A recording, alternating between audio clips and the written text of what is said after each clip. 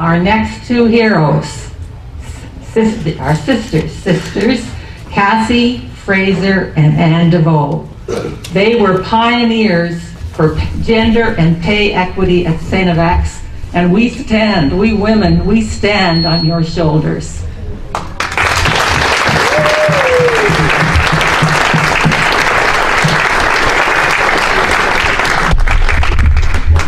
In 1959, Cassie and her sister Jane signed the document for union certification, leading to that momentous first collective agreement.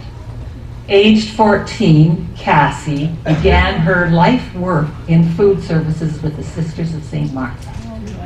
The two sisters worked 60-hour weeks, 7 days a week, visiting their family on Sunday afternoon between 12 and 4. Service staff lived where they worked. Cassie and Jane lived above the StFX laundry for over 30 years. The collective agreement gave women a 20% raise, still not on a par with men. And the collective agreement, and it gave them a mere 48-hour work week. Now, are there any students, senior students in the room who put on their X-ring for the first time on StFX Day? All right, congratulations. Congratulations. Yeah. December the 3rd meant something quite different in 1959. That first collective agreement offered double-time payment to employees who worked on university holidays. StFX Day was one of these. Now, Cassie, I have a question for you. Did you have to work broken shifts after that first collective agreement? Did you?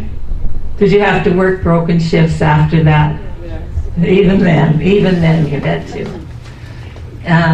In my 19 years, I met Cassie each day on the serving line at Morrison.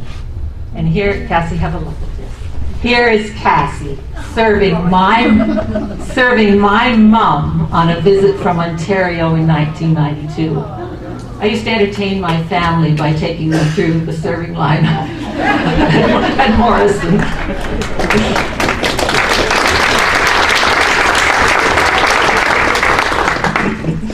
I love that picture. I didn't know it was going to have another purpose. And what of management? The university was represented during those 1959 negotiations by Vice President and Senior Michael J. McKinnon, Bursar Reverend John V. Campbell, and Business Manager Clarence Chadwick. Chad was Tom Langley's boss, my first boss. Is that right, Tom? Monsignor Michael McKinnon, Director of Extension for the previous 6 years, he brought to the negotiating table his background in Cape Breton parishes of teaching extension courses to miners, steelworkers, and fishermen, in which he put labor and management in the same room. Now, Anne Deveau. We celebrate Anne Deveau for another pay equity distinction. In the early days, women were housekeepers and men were janitors. And janitors were paid a lot more. Anne wanted to be paid a lot more. So the men claimed that the women couldn't handle the heavy equipment.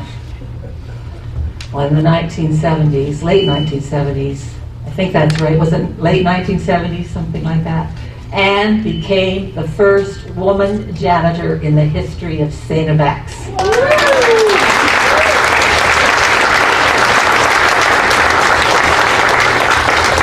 So when you see women operating floor polishers and scrubbers and driving tractors on the campus, you give a shout out to Anne Deveau.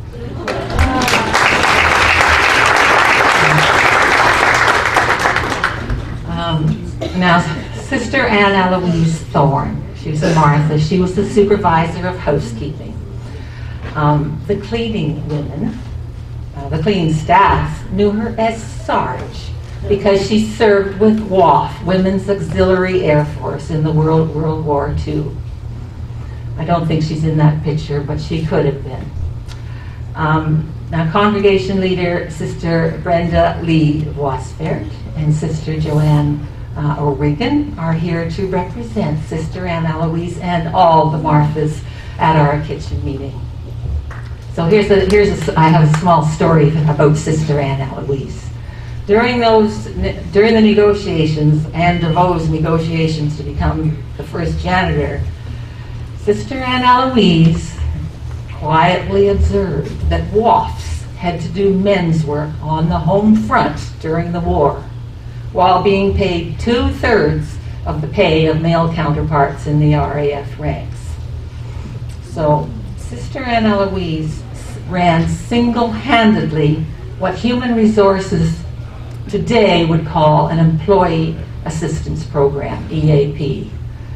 I'm not sure if StFX has one, but anyway, her Employee Assistance Program was complete with bereavement, marital, and addictions counseling, and a whole lot of prayer.